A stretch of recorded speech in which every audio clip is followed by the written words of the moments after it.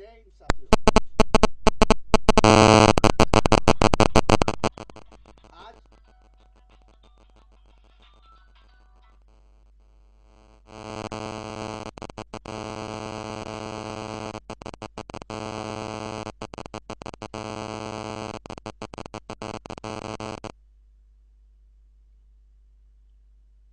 Politics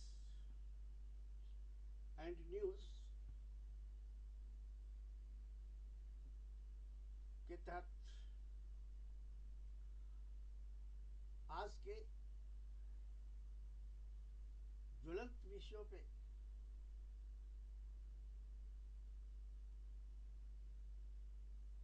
लोगों द्वारा कहे गए, सुने जा रहे, समाचार पत्रों में लिखे जा रहे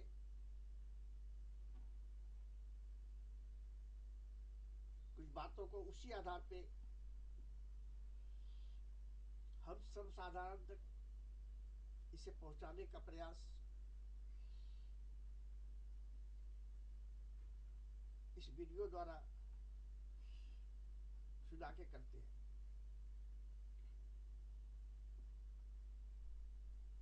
कोई मनगढ़ंत बात नहीं, विवादों से बचने के लिए हम पत्रिकाओं को उदाहरण देकर उन्हीं के लाइन्स को पढ़ते हुए अपनी बात रखने का प्रयास करते हैं, क्योंकि आज की व्यवस्था जो है वो कब किस पर छापे पड़वा देगी, कब किसको अरेस्ट हो जाएगा कौन, कब किसके यहाँ पुलिस छापे मार देगी, ऐसा समय आ गया है। एक सवाल उठता है, क्या मनमोहन सिंह प्रधानमंत्री जेल जा सकते हैं? जी हाँ, ये सवाल उठाने वाले हैं जुल्म से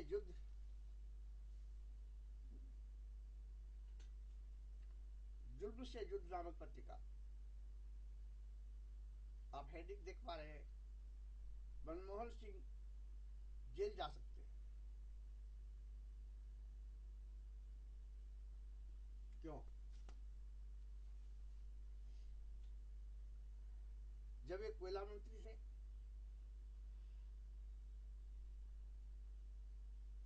तब कोयला के घोटाले हुए, उनके समय में ही कोयला संबंधी निर्णय लिए गए, खान संबंधी निर्णय लिए गए, जो अब जांच के घेरे में है और जांच करने वाली सीबीआई है और सीबीआई केंद्रीय सरकार के अधीन है और केंद्रीय सरकार के मंत्री सुझाव देते हैं, चार्जशीट देने का ड्राफ्ट करेक्शन करते हैं और सुप्रीम कोर्ट इस पर कमेंट्स कर चुका है कि सीबीआई पाले हुए पिंजरे में कैद तोते के समान है।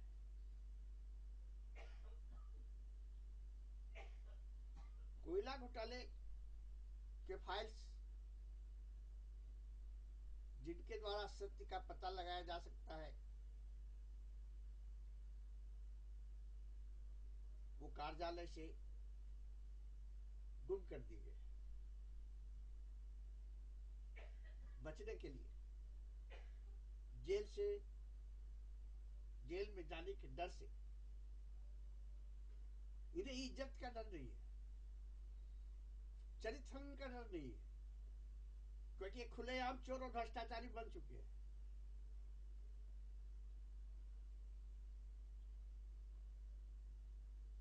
और भ्रष्टाचार करने वाले को बचाने में लगे हुए। जब सर से पानी ऊपर बहने लगता है तो भ्रष्टाचारी मंत्रियों को इस्तीफा लेते हैं, जेल जाते हैं मंत्री, फिर जेल से निकलने के बाद फिर मंत्री का पद पा लेते हैं।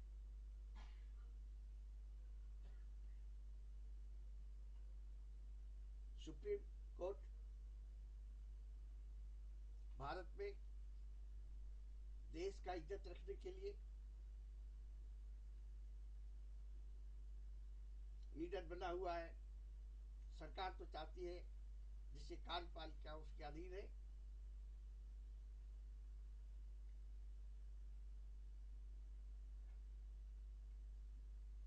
वैसे वह चाहती है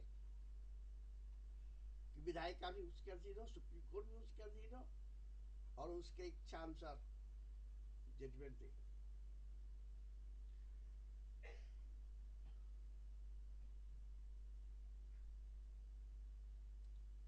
पुलिस सीबीआई तो उसके अधीन है ही। वो जिस पर चाहे केस करवा सकते हैं, जिस पर चाहे छापे मरवा सकते हैं, जिस पर चाहे जेल दे सकते हैं। लेकिन जब अपने ऊपर दोष लगे तो वे तब तक अपने को निष्पराध करते रहेंगे जब तक कि वह कोर्ट में साबित न हो जाए, कुर्सी खिसकने न लग जाए, बचाव का रास्ता कोई नहीं बच पाए।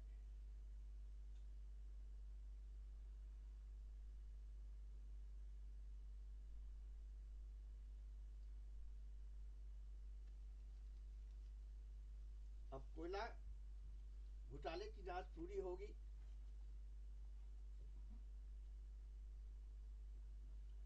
फाइल मिलेंगे तब ना। फाइल तो गुम तो इसी इरादे से कराए गए होंगे। सुप्रीम कोर्ट सीबीआई को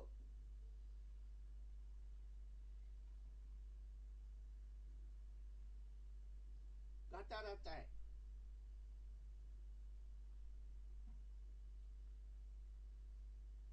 अब ये जांच भी सुप्रीम कोर्ट में देना है, जांच रिपोर्ट सीबीआई को। क्या निष्पक्ष जांच हो पाएगा? क्या फाइल्स मिल पाएंगे? क्या सबूत पाने के बावजूद भी सीबीआई कोर्ट में उस सबूत को केस पर कर पाएगी? मनमोहन सिंह के विरुद्ध अगर कर देती है तो मनमोहन सिंह का जेल जाना आवश्यक हो जाएगा, अपराध साबित हो जाएगा। और फाइल्स नहीं मिलते हैं, आनी नहीं मिलने देते हैं, सीबीआई को दबाव में रखते हैं, सीबीआई सबूत इकट्ठे नहीं करती है, तब तक मनमोहन सिंह बचते रहेंगे जब तक 2014 के इलेक्शन में उनको और उनकी पार्टी को हरा दी जाए।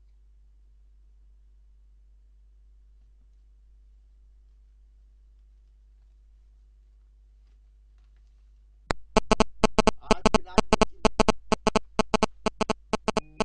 5 विधानसभाओं में इलेक्शन हो रहे हैं। इसमें दिल्ली में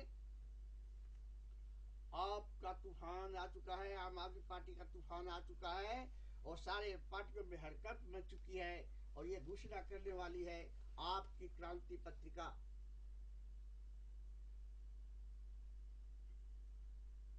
दिल्ली में आपका तूफान, तमाम पार्टियों में हरकत। योगेंद्र यादव जो 20 साल से उनका अनुभव है चुनाव संबंधी सर्वेक्षण करने का और उनके द्वारा दिए हुए रिजल्ट प्रायः सत्य होते हैं। 5-10 संख्याओं का फर्क होना स्वाभाविक है। जब कांग्रेस सर्वेक्षण कराती थी तो अपने को फर्स्ट, बीजेपी को दूसरे स्थान पर और आपको तीसरे स्थान पर। बीजेपी जब सर्वेक्षण कराती है तो आपको फर्स्ट, कांग्रेस को द्वितीय स्थान पर और आपको तृतीय स्थान पर। आपको तो ये लोग पार्टी के जानते ही नहीं है, आप तो कोई चीज है ही नहीं, ये तो सिर्फ वोट काटने की चीज है।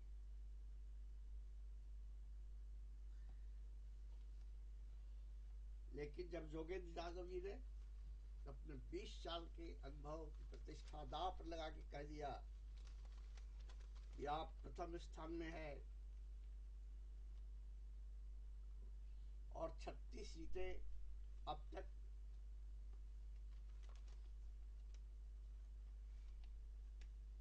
उनके पास आने की उम्मीद है और ट्रेंड बढ़ता जा रहा है आपकी ओर और आगे के समय में आपको बहुमत मिल सकता है और आप पार्टी सरकार बना सकते हैं।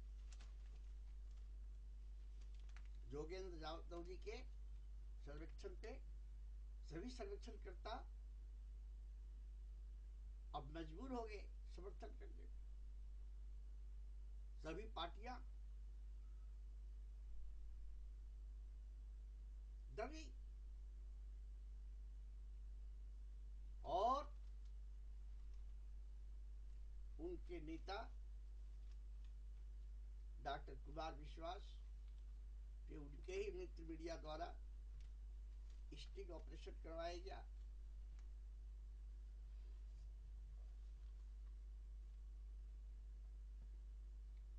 कुमार विश्वास कहते हैं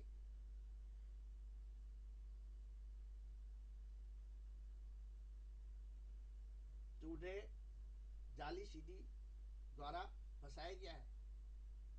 वे कवि की हैसियत से फीस लेते हैं नगद, जिसका इनकम टैक्स भरते हैं। 23 तारीख को आम सभा जंतर मंतर में उन्होंने ऐलान किया।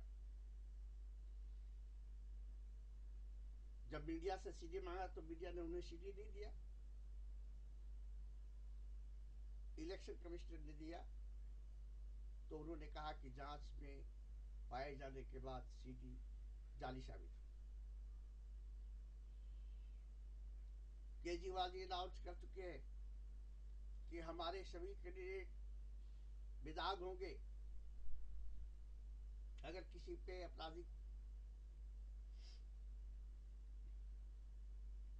मामला साबित हो जाता है तो उसे टिकट पाने के बावजूद भी उसका टिकट जब्त कर लिया जाएगा, चाहे वो कितना ही बड़ा नेता क्यों ना हो।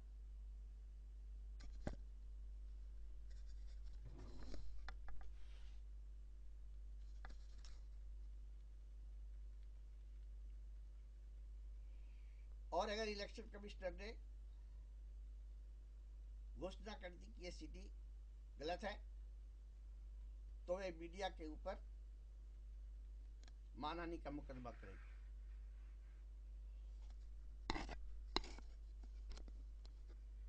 मीडिया के संपादक जिन्होंने सीडी बनाया मिस्टर झा, उन्होंने एफआईआर किया कि उन्हें धमकियां दी जा रही है। कुमार विश्वास ने कहा कि उनके जाली सीडी बना के फंसाया गया है। अब पुलिस इंक्वायरी करेगी, सत्य सामने आएगा तो कार्रवाई होगी।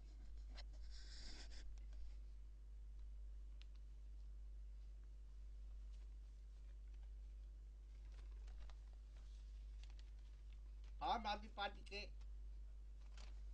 जोगेंद्र यादव जी, कुमार विश्वास के अलावे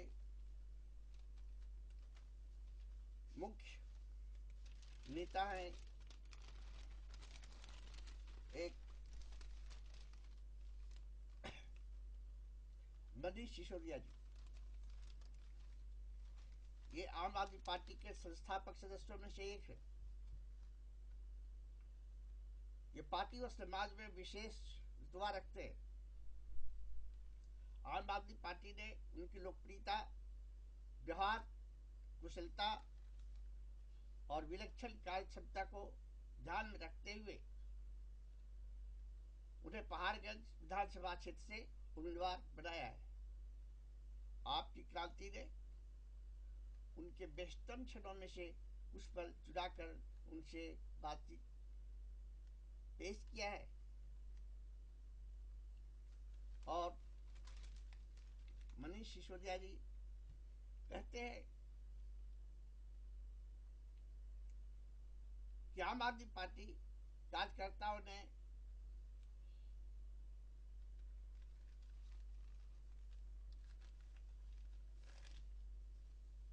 अभी फिलहाल एक ऐसा काम भी किया जिसे वहां के विधायक नहीं कर पाए। पालगंज में गरीब महिला मीना की बेटी की शादी के लिए आम आदमी पार्टी के कार्यकर्ताओं ने एक पार्क को 5 घंटे मेहनत कर साफ सुथरा बना दिया और वहां शादी करने लायक बना दिया गया। जबकि वो विधायक के पास गई तो विधायक ने जवाब दे दिया।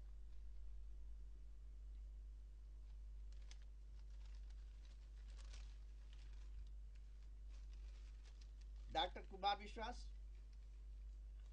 आम आदमी पार्टी के लोकप्रिय युवा चेहरा है। वे प्रख्यात कवि, प्रखर प्रवक्ता और राजनीति के कुशल खिलाड़ी माने जाते हैं। विपक्षी पार्टियों के तर्कों को गाजर मूल्य के भांति काटकर उन्हीं के कटघरे में खड़ा करने की उनकी अद्भुत क्षमता की जनता कायल है। आपकी क्रांति के प्रतिनिधि ने दिल्ली चुनाव में आम आदमी पार्टी के प्रति मीडिया की भूमिका पर उनसे बातचीत की तथा एक एक मीडिया के रुख में आए बदलाव पर भी उनकी राय पूछी और उन्हें बेबाक जवाब दिए। केजरीवाल क्या कहते हैं? देश के हर नागरिक असुरक्षित है, मैं क्या करूंगा सुरक्षा लेकर। अरविंद केजरीवाल कहते हैं देश की चरमराई राजनीतिक व्यवस्था और भ्रष्ट सिस्टम को पूरी तरह बदल डालने के जुनून लिए अपनी इनकम टैक्स कमिश्नर की नौकरी को ठोकर मारकर आम आदमी पार्टी का गठन करने वाले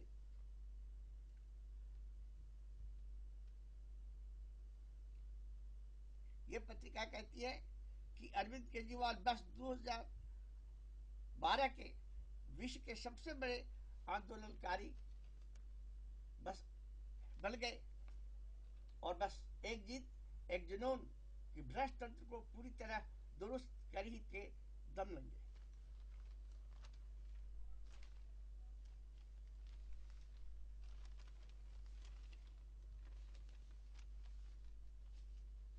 क्या विपक्षी पार्टियों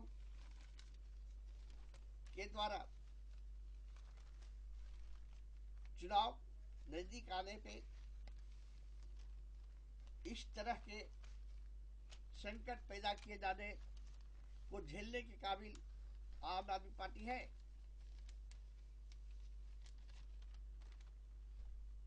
आम आदमी पार्टी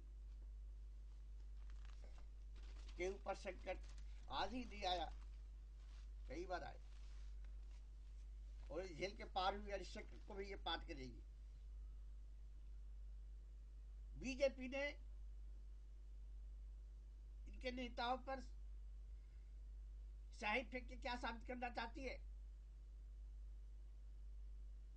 पहले तक है कि वो हमारे मेंबर थे ही नहीं, लेकिन बाद में बीजेपी के मेंबर ही साबित हुए। क्या कहना चाहती हो कि आज हम आपके ऊपर स्याही फेंक दिया, कल तेजाब भी फेंक सकते हैं और परसों हम गोली भी चला सकते हैं। इसका मतलब राजनीति करने का अधिकार सिर्फ परंपरावादी भ्रष्ट राजनीतिज्ञों को ही है। क्या वे परंपरा को बदलने के लिए स्वस्थ राजनीति करने वाले को आगे नहीं आने देना चाहेंगे? इसीलिए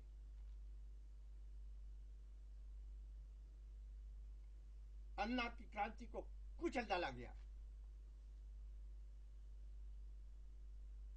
अन्ना जी ने जब क्रांति किया, उनके साथ अरविंद जी आए,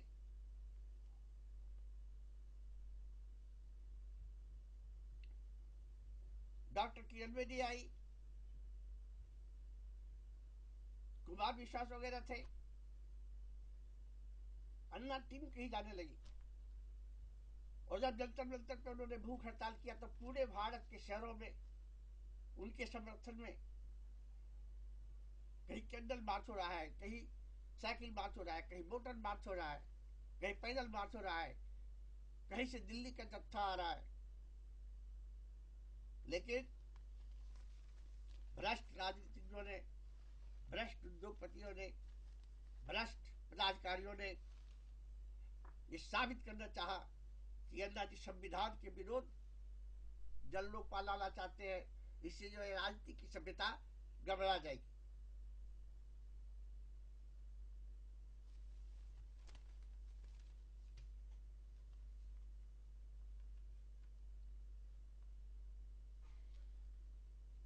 स्टेज पर आकर के एक हुए कितने लोग, रामदेव बाबा, गोविंदाचार्य भी आए, डॉक्टर सुब्रमण्यम स्वामी भी आए, कई लोगों ने समर्थन किया। जब पार्लियामेंट में जल लोकपाल बिल पास करने का समय आया तो सभी पार्टी अपने ऊपर तलवार लटकता हुआ देख के किसी ने इसको पास नहीं होने दिया।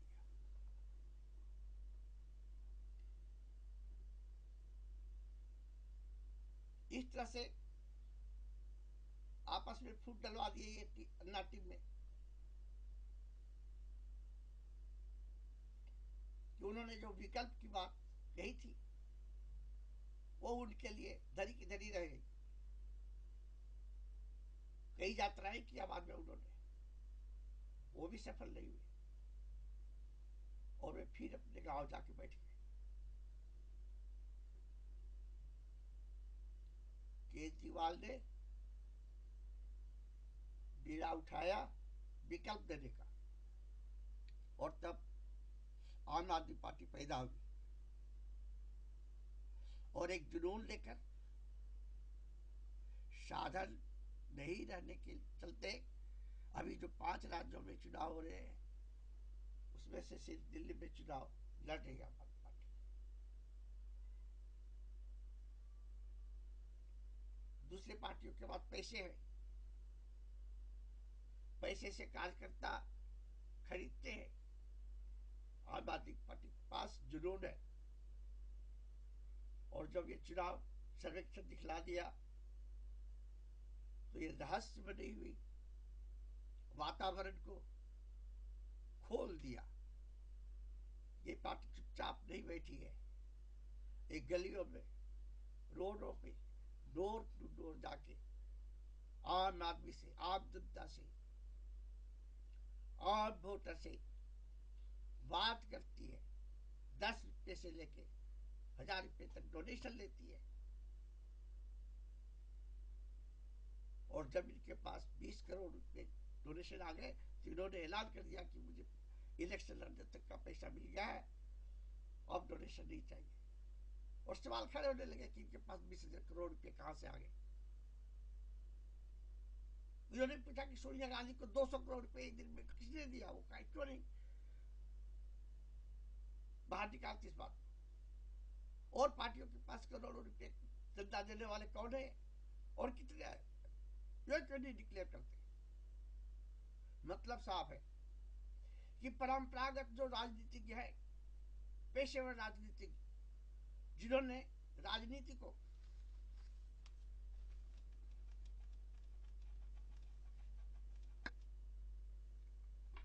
पैसे कमाने का जरिया बना दिया,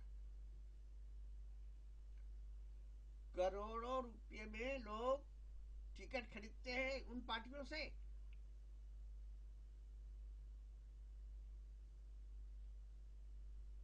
और अरबों रुपये खर्चे करके इलेक्शन जीतते हैं। और इस तरह से 75% के महीने एमपी दागी वाले निकलते हैं। परसेंटेज कम भी हो सकता है और उनके विरोध में जब आंदोलन किया जाता है तो वे आंदोलन को कुचल डालते हैं। रात को सही वही आंदोलनकारी लाठी चालू करते हैं, हाथ गोड़ तोड़ देते हैं, जान से मार भी देते हैं। हॉस्पिटल में किसी की जान जाती है, किसी की जान उसी स्थान पर जाती है। हाथ गोड़ तोड़ना तो आसान बात है, जेल डालना और केस करना तो आसान बात है। और उनके पूरे जीवन की कुंडलियां खोजी जाती है कि कहां इसने अपराध किया, गलती क्या, उसको उजागर करते हैं। जबकि अपने नेताओं के, अपनी पार्टी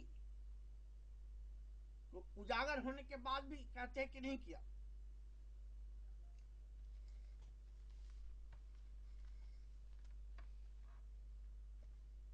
अब सुप्रीम कोर्ट के जजमेंट के बाद जेल में रहने पर 2 साल की सजा पर चुनाव नहीं लड़ पाएंगे। इस पर भी उन्होंने कानून बनाने की तैयारी कर रखी थी। राष्ट्रपति के पास सिग्नेचर के लिए चला भी गया था, बाद में वापस कर लिया। इन्हें शर्म नहीं आती। इस पर भी सवाल उठता है, क्या विकल्प देना आसान है? जी नहीं।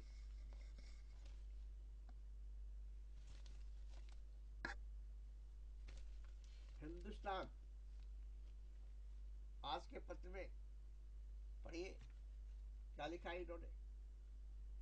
आसान नहीं विकल्प बनाने की राजनीति।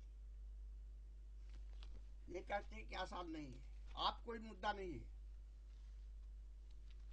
फिर भी लिखते हैं कि आंदोलन किस तरह से खत्म हुआ अन्ना को।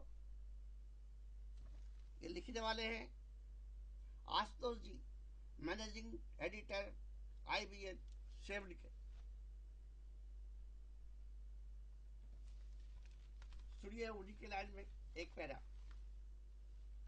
आप कोई मुद्दा नहीं है, मुद्दा यह है कि क्या इस देश में पेशेवर राजनीतिक दल कभी किसी स्वस्थ राजनीतिक विकल्प को अपनी जड़ें जमाने देंगे या नहीं।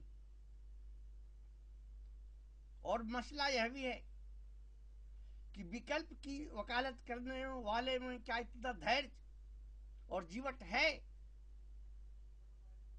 कि वे तमाम झंझावतों से निकलकर अपने मकसद में कामयाब हो सके। मैं यह दावे से कह सकता हूं कि लोगों के अंदर एक आग धधक रही है। इस आग को अगर सही नेतृत्व मिला तो हिंदुस्तान का चेहरा बदल जाएगा और फिर भारत सही मायने में सपनों का देश होगा। दोनों तरह की बात लिखते हैं, नकारात्मक भी और सकारात्मक भी, और आपके ऊपर छोड़ देते निर्णय लेने का भार।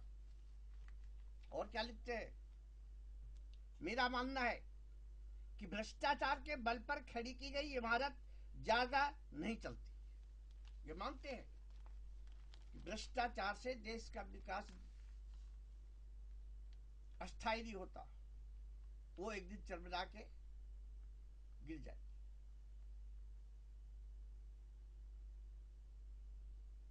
अब इन्होंने सवाल उठाया नेतृत्व का कि सही नेतृत्व मिला तो कौन देगा सही नेतृत्व। परंपरागत राजनीतिक, पेशेवर राजनीतिक में जो आपस में विवाद रहता है और चुनाव लड़ते हैं अलग अलग होके, वे भ्रष्टाचार के मुद्दे पर एक हो जाते हैं, क्योंकि सभी भ्रष्टाचार में मिले हुए हैं। और कांग्रेस और बीजेपी दो बड़ी पार्टियां हैं देश में। छोटी पार्टियां कोई कांग्रेस के साथ मिलकर गठबंधन बनाती है और कोई बीजेपी की और मिलकर।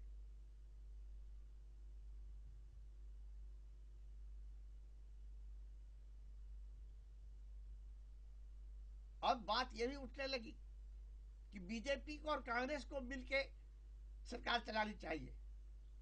लीजिए, चोर चोर मौसेरा भाई, मिलके खाओ मलाई। भ्रष्टाचार मुद्दे पर एक हो जाएंगे तो भ्रष्टाचार सब मिलकर लड़ेंगे एक तरफ वोट, और ईमानदार पार्टी अकेले लड़ेगी एक तरफ। सवाल नेतृत्व का उठाया है, अंदाजी बैठ गए, विवादित चिट्ठियां लिखते हैं, चले थे अर्जुन बनाने केजरीवाल को, अब क्या अभिमन्यु बनाने चले हैं। एक तरफ कहते हैं कि उनकी ईमानदारी पे शक नहीं है, दूसरी तरफ कहते हैं कि हमारा नाम मत लो। हमारे नाम पर चंदा मत लो। गांधी जी ने भी तो कहा था कि कांग्रेस का विघटन कर दो, विघटन नहीं हुआ तो क्या गांधी जी ने कहा था कि मेरा नाम मत लेना?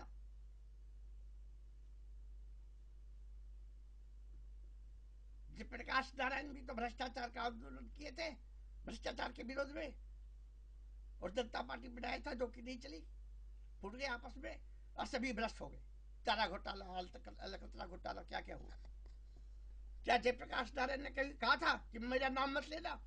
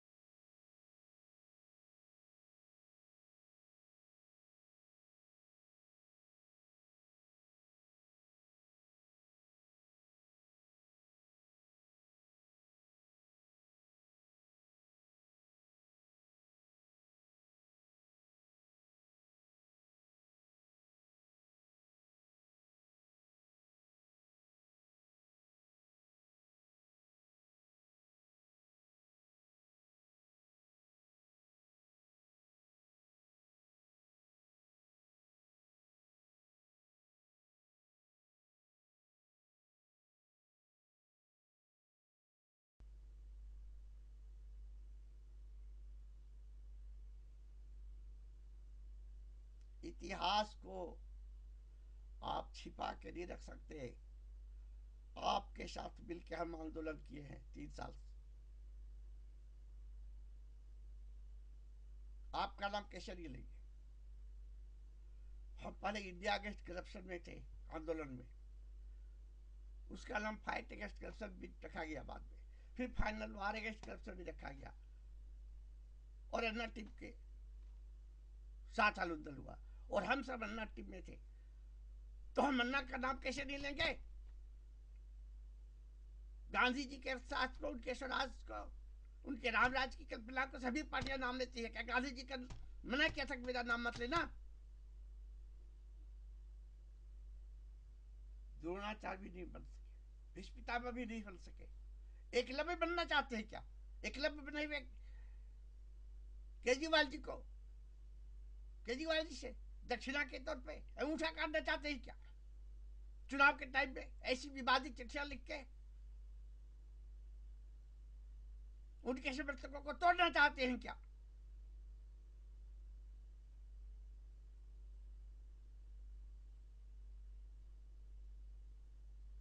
बड़े लोग बड़ी बड़ी गलतियां करते हैं और उनका खामियाजा पूरे देश को भुगतना पड़ता है।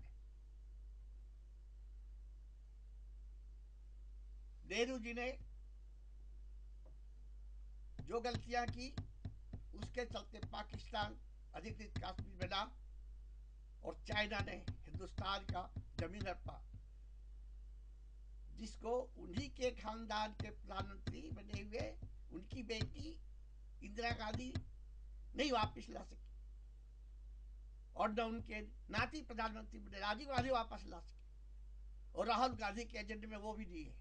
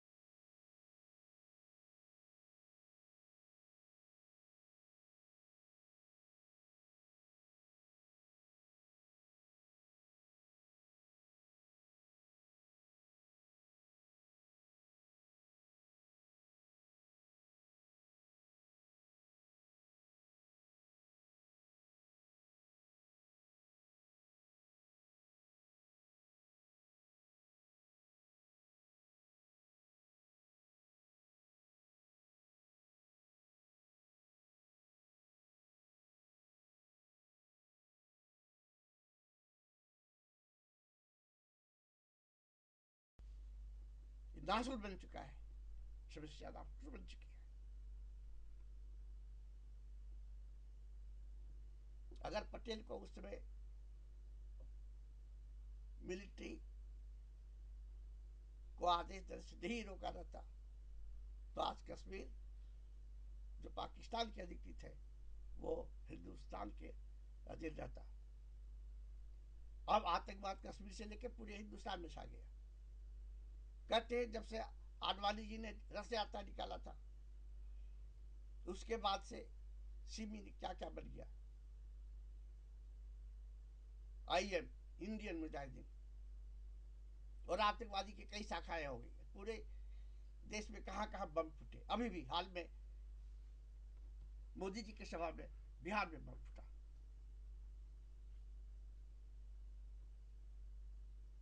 आप किस मुंह से कहते हो कि हम राष्ट्र प्रेमी है, हमारी नीयत कांग्रेस से साफ है? अरे आपने तो राम जी के नाम पे वोट लिया था, हिंदुओं को भावना उगाड़ के, बाबरी मस्जिद ध्वस्त करके, लेकिन राम जी को ठंडे बस्ते में 5 साल तक बंद कर दिया ताकि आपका ही राज 5 साल तक चले। एक ही काम तो करके आपने दिखाया कि विरोधी प्राइम मिनिस्टर, विरोधी पार्टी भी 5 साल तक काम कर सकती है, करके दिखाया वाजपेयी जी ने। और उसी के कदम पर चलते हुए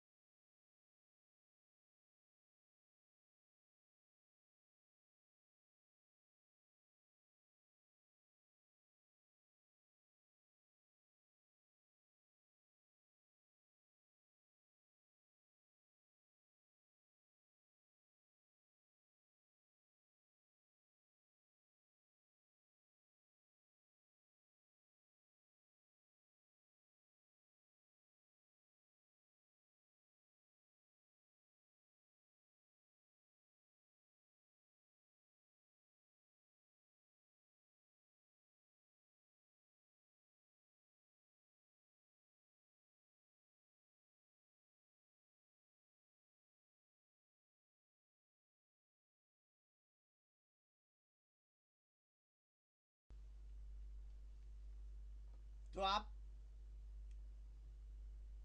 तो धोखेबाज बन गए। आप पर विश्वास जनता फिर कैसे करेगी? आप फिर हिंदू भावना भड़काने का अधिकार आपने खो दिया है। हिंदू के नाम में वोट लेने का अधिकार आपने खो दिया है।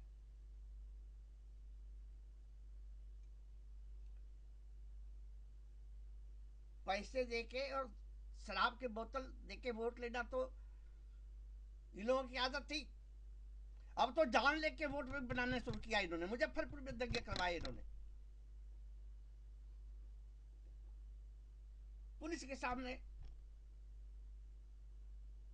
गाड़ी जलती रही, आदमी मरते रहे। कहा जाता है कि पुलिस ने जब आला कमान से बात किया तो उन्होंने कहा कि जो होता है देखते रहो। नेहरू जी ने भी चाइना से लड़ाई के समय एयरफोर्स को आदेश नहीं दिया था। अगर एयरफोर्स का आदेश दिया जाता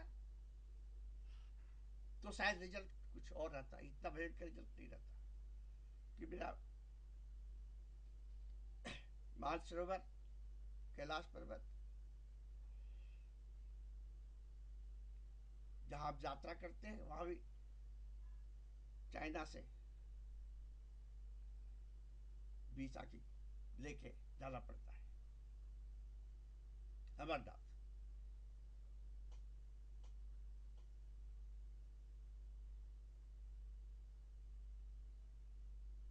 अभी लाइन में लगे हुए प्राण को नाम भी नहीं लेते कि हम वो करेंगे।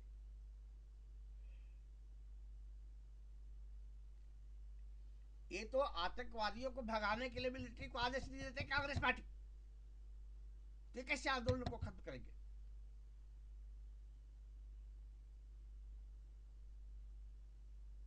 समाचार में आया था 100 सिक्योरिटी फोर्स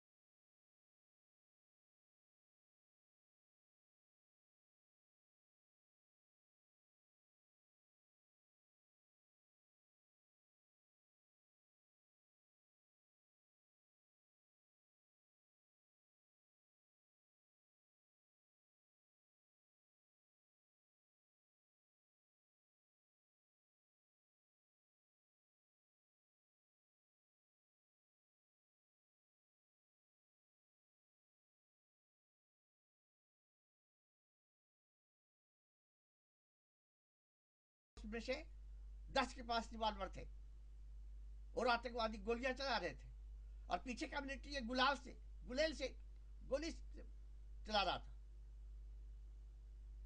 आप मरने के लिए झोंक देते हो हमारे मिलिट्री को, हमारे सिक्योरिटी फोर्स को, बिना हथियार के, बिना आधुनिक सामान के। आप में हिम्मत नहीं है या जानबूझ के करते हैं? धोखा देते हैं जनता को, देश के साथ धोखा देते हैं। कौन कहेगा राष्ट्र प्रेमी आपको?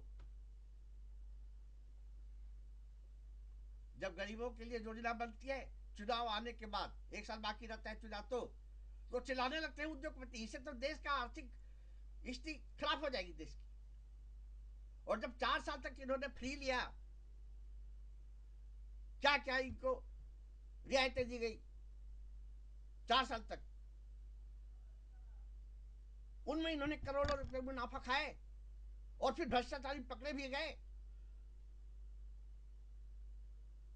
तो आर्थिक स्थिति देश की किसने खराब की? गरीब के लिए योजना ने खराब की या उद्योगपतियों के लिए योजना ने खराब की?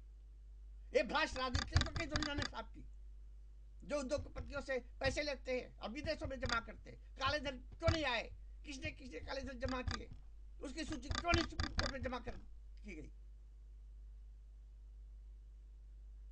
और जो नेतृत्व निर्णय चला है, जिसे भ्रष्टाचार से लड़ने के जुनून साबित हुआ है। आपके पास पैसे है तो उसके पास जुनून है, और उसके पास जुनून है भ्रष्टाचार के विरुद्ध लड़ाई लड़ाते आम आदमी उसके साथ है, भले आपको दिखाई ना पड़े।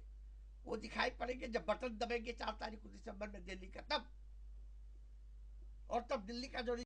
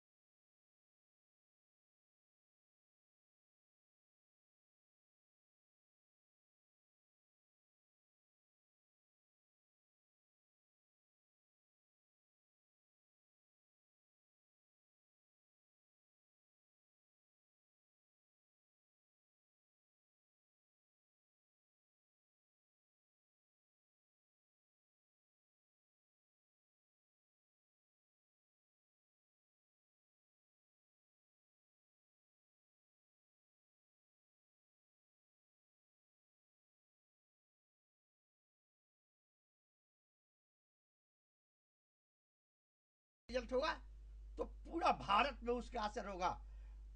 पूरा भारत में नहीं, अंतर्राष्ट्रीय स्तर पर भ्रष्टाचार के विरुद्ध क्रांति पे असर डालेगा। आप दबाइए कितना दबाते हैं।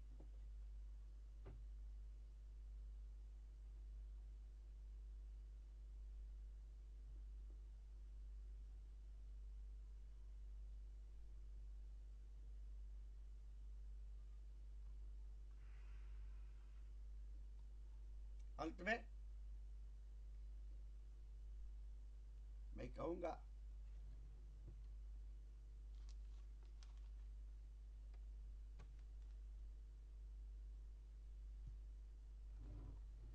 कि अन्ना जी ने कहते हैं कि मेरा नाम मत लेना, ये टोपी हमने पहली थी पहले, मैं अन्ना हूं, मैं अन्ना हूं। आज गांधी जी कहने आएंगे कि मेरा नाम मत लेना, क्योंकि मैंने जो कहा था वो नहीं किया। आज जयप्रकाश नारायण जी कहने आएंगे कि मेरा नाम मत लेना, कि जो मैंने कहा था वो नहीं लिया।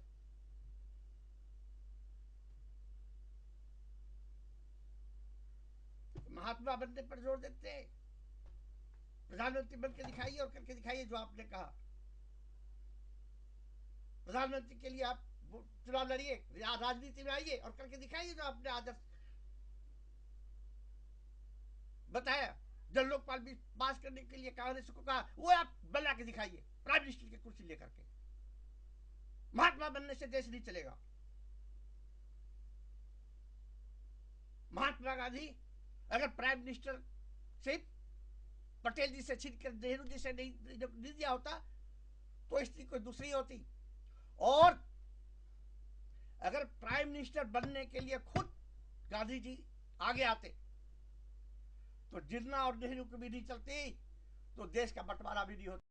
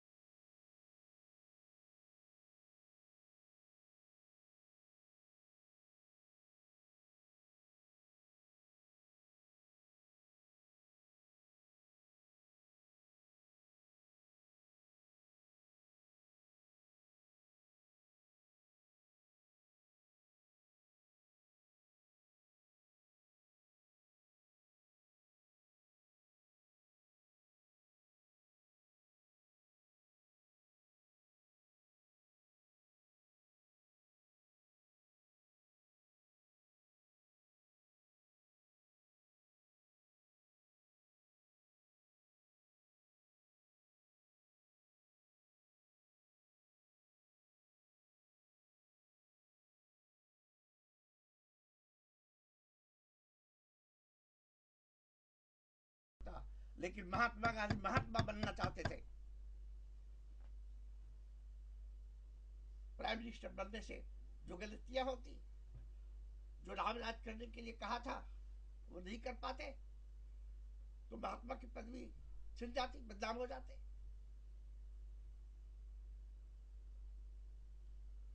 और प्रधानमंत्री बनते तो उनकी हत्या भी नहीं होती।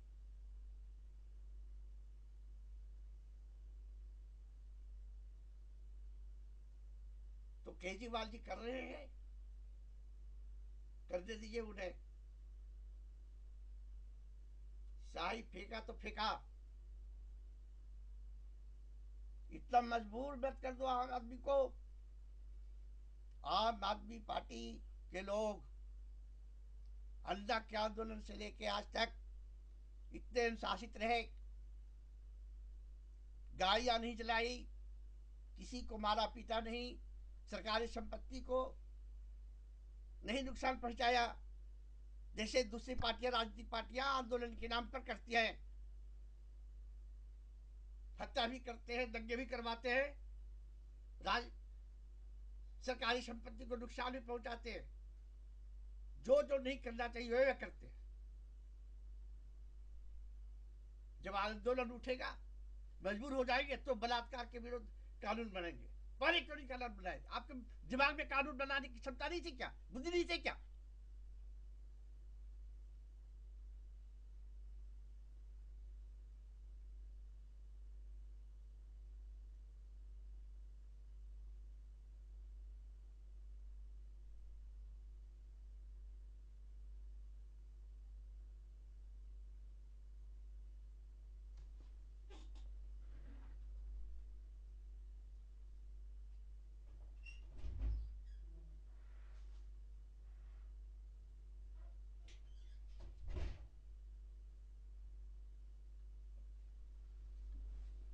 अन्ना जी का इंडिया अगेंस्ट करप्शन का नाम बदल के आम आदमी पार्टी हो गई, तो ये टोपी भी उतर गई, आम आदमी पार्टी।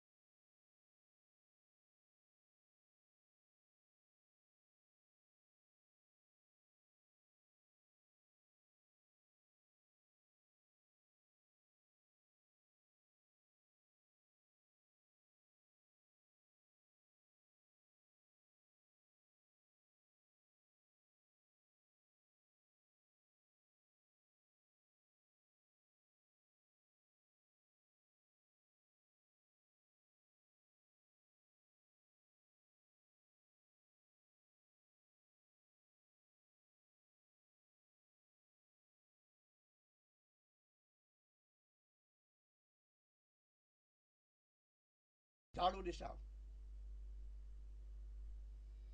मैं आम आदमी हूं, अब ये टोपी चली आई।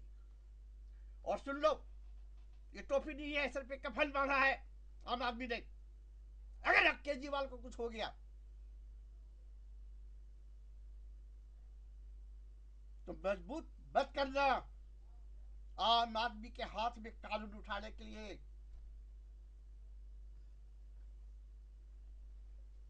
चुनाव लड़ लो प्रजातांत्रिक तरीके से,